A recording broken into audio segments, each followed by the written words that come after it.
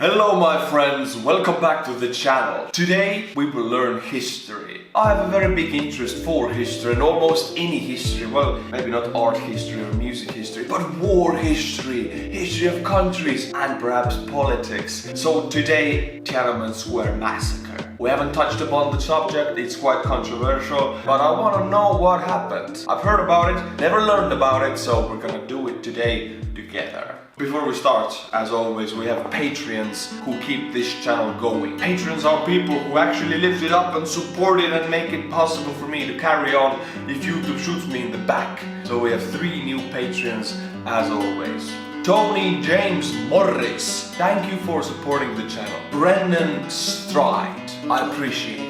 And finally we have Kino Tsubasa. Well, Kino means movie theater in Estonian, so Mr. Movie Theater, thank you for becoming a Patreon. If you want me to read out your name or if you want just to support the channel because you like it, become a Patreon. The link is in the description below. Thank you, my friends. Alright, it's time to educate ourselves on Tiananmen Square Massacre 1989. Tanks versus university students, that much I know. Tiananmen Square Massacre, 1989. Yeah. Tiananmen Square, in the heart of the Chinese capital, Beijing, has been a place of enormous significance in modern Chinese history. For 7 weeks in the spring and early summer of 1989, it was the focus of unparalleled protests by students and workers against the political and economic system, leading to a brutal government crackdown and international condemnation of the communist regime. As always with the communists, they don't like different opinions and they don't like democracy. Estonia was under Soviet Union till 1991, and actually in 1989 my grandfather was in the Soviet parliament. I mean, you couldn't call it a parliament, but that was valijakogu, esinduskogu in Estonia, which is like elect body of officials, whatever it is. He was in that and he actually voted in 91 to free Estonia from the Soviet Union. Soviet Union suppressed revolutions in Hungary and Poland. In Lithuania they actually rode over people with tanks. So they don't like these freedom movements, and I think China is no different. As Russia, China also suppresses everything that is a little bit free. Can't be free in that country. They're control freaks, honestly. Not the Chinese people, the Communist Party. That's what I mean. That's different.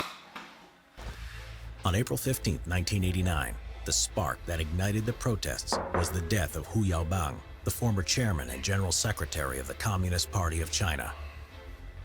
Hu was popular among the people of China, as he was seen as being an opponent of corruption and nepotism, and was more democratically minded than many other leading members of the Communist Party of China, being in favor of greater freedom of speech and of the press, a more transparent system.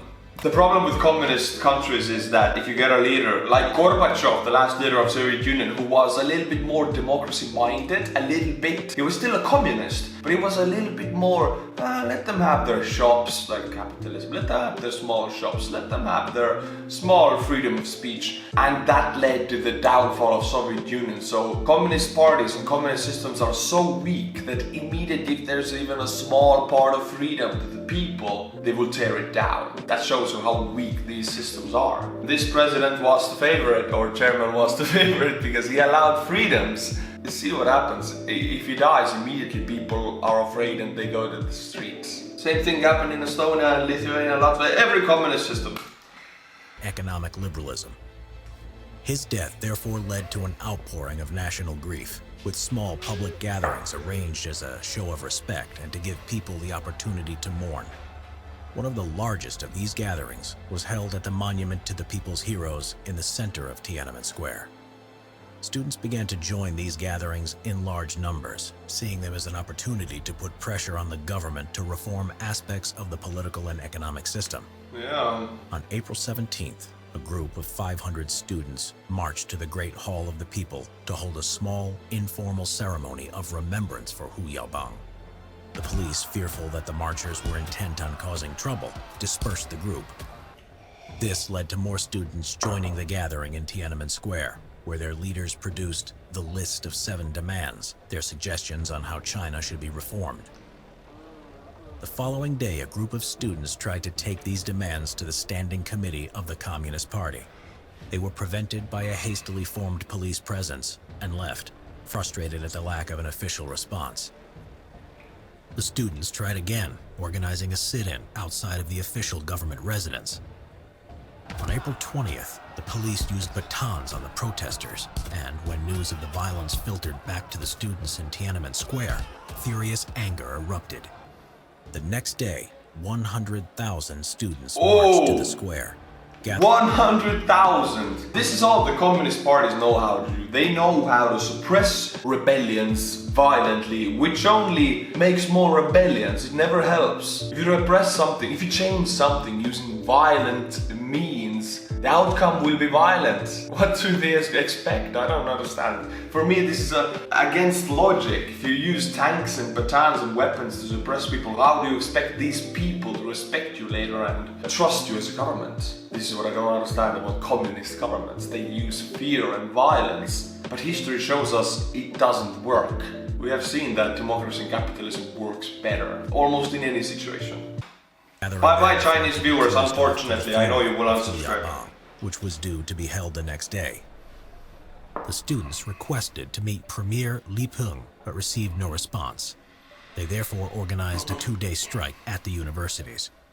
By now, the protests had spread to other Chinese cities as well.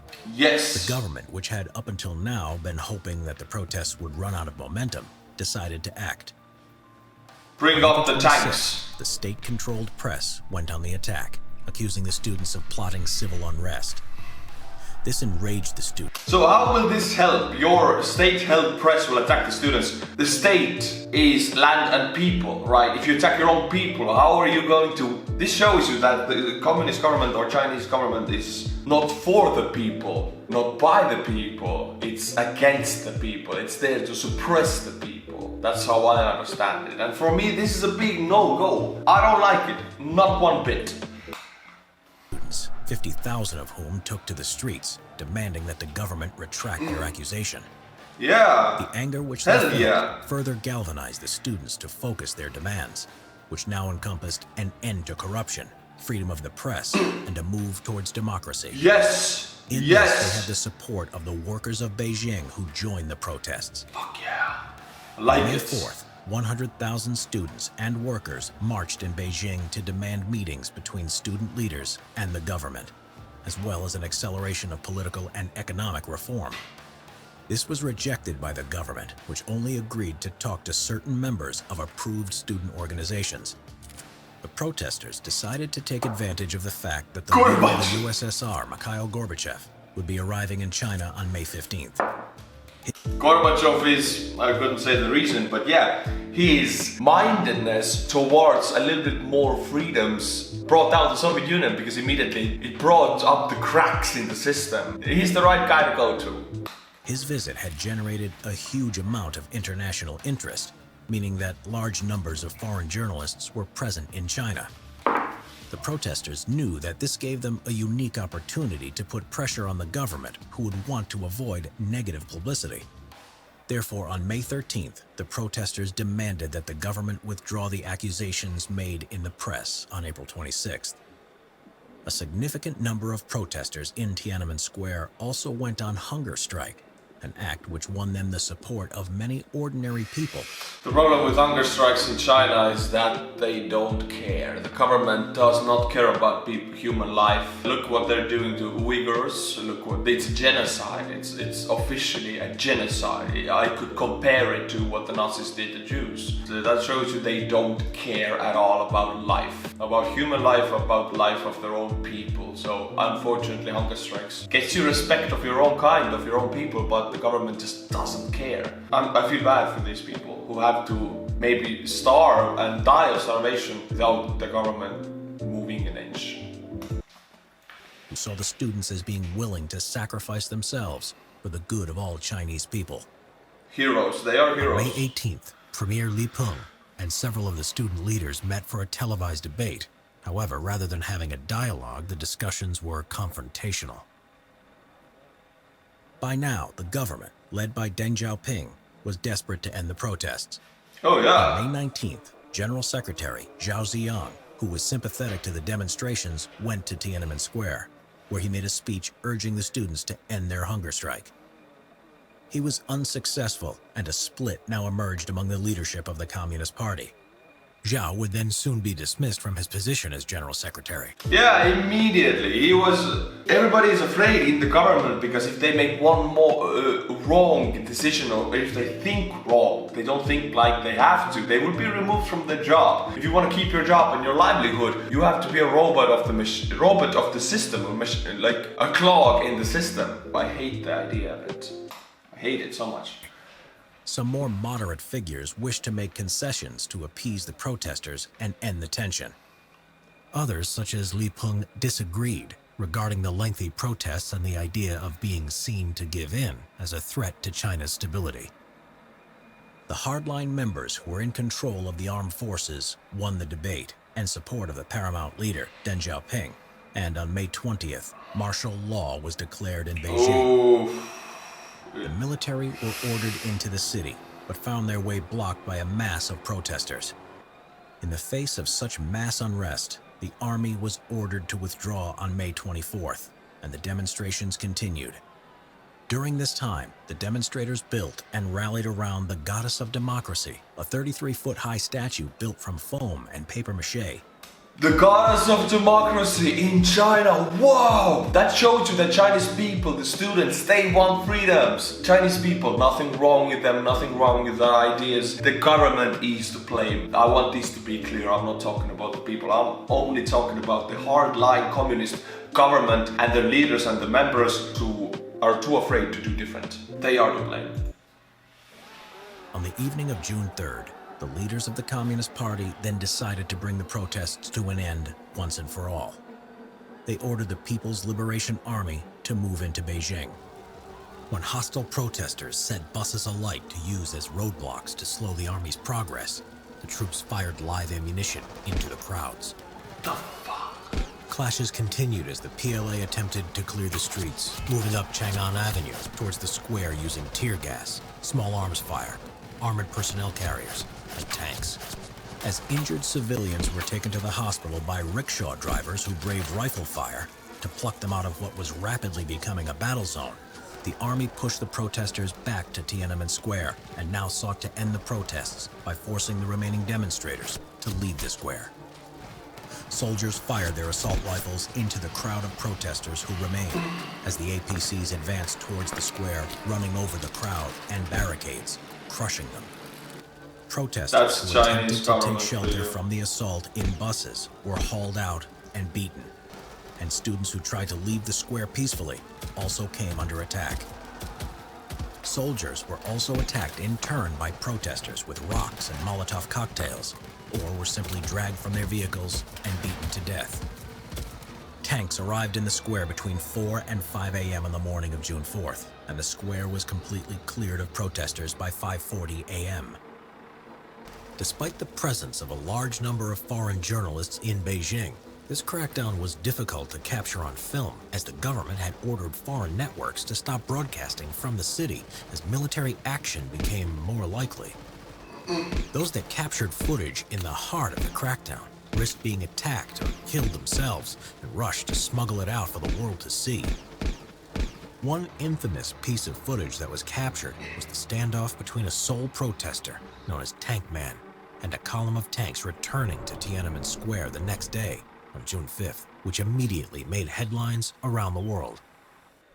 Those government officials who had sympathized with the protesters were purged from the party and placed under house arrest.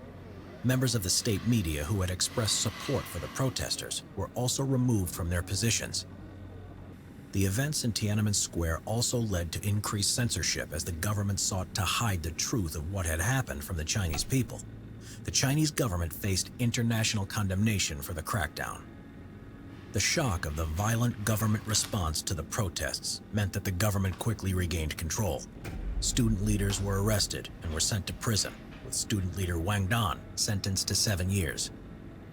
Some other student leaders were able to flee the country, and many students and their sympathetic professors were punished by being blacklisted, making it hard to get employment. Workers who participated in the protests were treated more harshly, with those caught being quickly executed. Estimates of the number killed vary greatly. The official Chinese government figure of 241 fatalities is widely thought to be false, with other estimates of the number killed ranging from 800 to 10,000. Oh my god. It's one of the most horrible things I've seen. This is why I don't like communist governments. They have done the same thing to Estonia, Lithuania, Latvia, Poland, Ukraine. I mean, even if you're Chinese, how can you support this? I don't understand how Chinese people support this. They don't, probably, but some of them do. I don't see how can anyone support this government who does this. It's not humanly possible. I don't understand it. Okay, my friends, I will leave it at this. We now know what was the Tiananmen Square massacre. It truly was a massacre. It wasn't a fight, it wasn't a battle, it was a massacre of one government massacring its own people. This is how I see it. Horrible, violent, it's all the bad things. Alright, my friends, next time we will learn some other bits of history, maybe something more friendly and not that gruesome, but I think we cannot stay quiet about this. We need to talk about this, as we need to talk about what Chinese are doing to Uyghurs nowadays. They are doing a genocide. They're being a Nazi Germany of China right now. It's horrible. It is horrible. But as always, my friends, until my next video of truth, stay cool and bye bye.